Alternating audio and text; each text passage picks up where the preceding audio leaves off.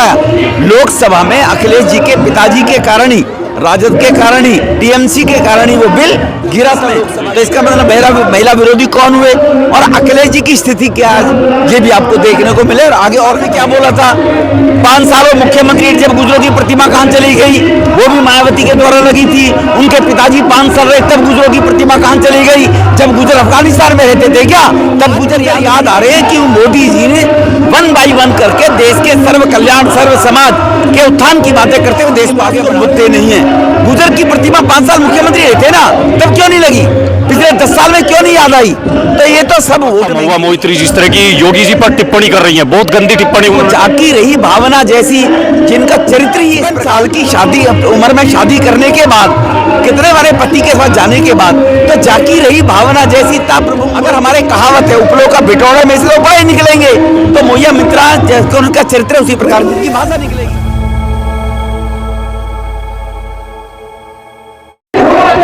नंदकिशोर गुर्जर विधायक की रामकथा में बीजेपी के तमाम बड़े नेता आ चुके हैं और आज समापन हुआ। तो आज हिंदुत्व के जो उग्र चेहरे हैं, जो हिंदुत्व की आइडियोलॉजी को ज्यादा अग्रेसिव रूप में सामने रखते हैं, ऐसे नेताओं का जमावड़ा रहा। देखिए दिल्ली के पूर्व सांसद हैं विदुड़ी साहब, 1 मिनट के लिए बहुत इंपॉर्टेंट बात करनी है महिला आरक्षण बिल पर आपसे। विदुड़ी जी 1 मिनट के लिए रुकेंगे, आइए भाई दौड़ करके 1 मिनट सर लेंगे बस आपकी। महिला आरक्षण बिल पे तो आपको जरूर बोलना चाहिए। महिला आरक्षण बिल पर अगर आप नहीं बोलेंगे तो देश क्या सोचेगा। महिला आरक्षण बिल इतना बड़ा मुद्दा है, उस पर आप क्या कहेंगे। देखो, महिला शक्ति भारत से शक्ति की पहचान है। नारी शक्ति सर्वोपरि भारत में मानी गई है। नदियों का नाम, धरती माँ का नाम सब नारियों पर है और ये हमारी सनातन संस्कृति है। देश के प्रधानमंत्री ने 14वें प्रधानमंत्री बनने के बाद सबसे पहला नारी का स्वाभिमान, नारी का सम्मान, नारी का कल्याण, ये निर्णय लिए हैं। और प्रधानमंत्री चाहते हैं कि जब तक 140 करोड़ आबादी, सबका साथ सबका विकास नहीं होगा तो भारत विकसित राष्ट्र कैसे बनेगा। तो 70 करोड़ बहनें हैं देश में, आधी आबादी है, वो भी बराबर में खड़ी होंगी तभी भारत आगे बढ़ेगा। लेकिन 70 पिछले साल में लगातार कांग्रेस की सरकार, उसके नेतृत्व, उसके एजेंडे के द्वारा माता बहनों को सम्मान देने का काम नहीं हुआ। केवल वोट बैंक समझा गया है। जो नारी का सम्मान होगा इस देश में 50% आबादी का होगा तभी विकसित राष्ट्र बनेगा। विपक्ष कह रहा है कि मोदी जी राजनीति कर रहे हैं महिलाओं पे। मोदी जी ने राजनीति की होती तो 2023 में बिल क्यों लेकर आई। 2010 में कांग्रेस इसमें बिल ले आई थी, फिर क्या जरूरत पड़ी।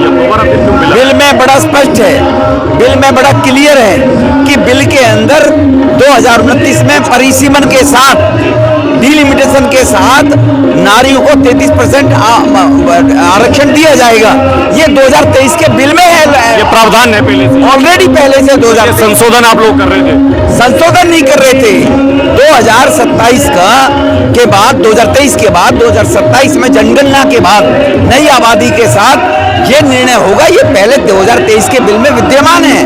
विपक्ष क्यों इतना हंगामा कर रहा है। समाजवादी के पास कोई तथ्य नहीं है, आधार नहीं है, झूठ बोलते हैं और उसका बार बार जनता जवाब दे रही है।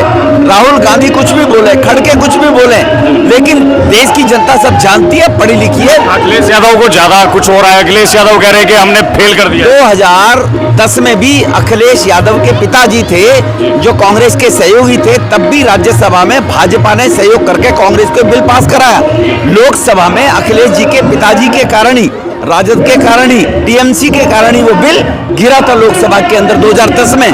तो इसका मतलब महिला विरोधी कौन हुए और अखिलेश जी की स्थिति क्या है, ये भी आपको देखने को मिले और आगे और खत्म हो जाएगी। तो 2027 में लगता है आपको उनके सर सहरा सजेगा। बिल्कुल, मोदी जी ने तरह से गुर्जर समाज को लेकर बिल्कुल मोदी जी ने स्पष्ट किया हुआ है कि देश की नारी शक्ति माफ नहीं करेगी और 2029 का चुनाव मोदी जी के संकल्प के साथ आगे बढ़ेगा और 2027 में पुनः योगी जी के नेतृत्व में भाजपा की सरकार बनेगी। लेकिन वो तो विदुड़ी जी गुजरों को लेकर कह रहे हैं महापुरुषों की मूर्ति लगाएंगे लखनऊ में, दादरी में बड़ी रैली। से पहले तो कांग्रेस ने 70 साल में क्या बोला था, 5 सालों मुख्यमंत्री जब गुजरों की प्रतिमा कहां चली गई, वो भी मायावती के द्वारा लगी थी। उनके पिताजी 5 साल रहे, तब गुजरों की प्रतिमा कहां चली गई, जब गुजर अफगानिस्तान में रहते थे क्या, तब गुजर याद नहीं आए।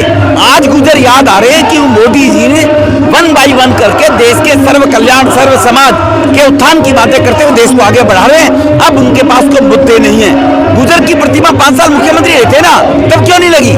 पिछले 10 साल में क्यों नहीं याद आई? तो ये तो सब वोट बैंक के लिए। कांग्रेस की प्रवक्ता महुआ मोइत्री जिस तरह की योगी जी पर टिप्पणी कर रही है, बहुत गंदी टिप्पणी उन्होंने जाकी रही भावना जैसी, जिनका चरित्र ही इस प्रकार का है।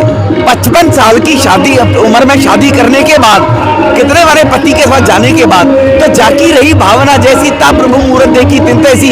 अगर हमारे कहावत है उपलो का बिटोड़े में से बड़े निकलेंगे, तो मोहिया मित्रा जैसे उनका चरित्र उसी प्रकार की भाषा निकलेगी। नंद किशोर जी के लिए 1 मिनट कुछ नंद किशोर जी की कथा तो देखिए, रमेश विदुड़ी पूर्व सांसद, उनसे बातचीत की है, बहुत जल्दी में है और उन्होंने कहा कि विपक्ष की जिस तरह की भावनाएं हैं, महिला आरक्षण का विरोध और महिला आरक्षण बिल का विरोध वही कर सकते हैं जो महिला विरोधी है, और उन्होंने समाजवादी पार्टी को महिला आरक्षण विरोधी बताया है। नंदकिशोर गुर्जर की रामकथा में दिल्ली के पूर्व सांसद रमेश विदुड़ी, उनसे हमने बातचीत की है और अब मंच पर ज़्यादा नेता भी नहीं बचे हैं। उमा भारती जा चुकी है, रमेश विदुड़ी निकल चुके हैं और ये रामकथा का समापन है, अंतिम दौर में है। बिल्कुल रामकथा का समापन हो रहा है और इस समापन के बाद यहाँ से जो नेता निकलेंगे उनसे हम एक एक करके बातचीत करने की कोशिश करेंगे। रमेश विदुड़ी से बातचीत की, अखिलेश यादव पर निशाना साधा।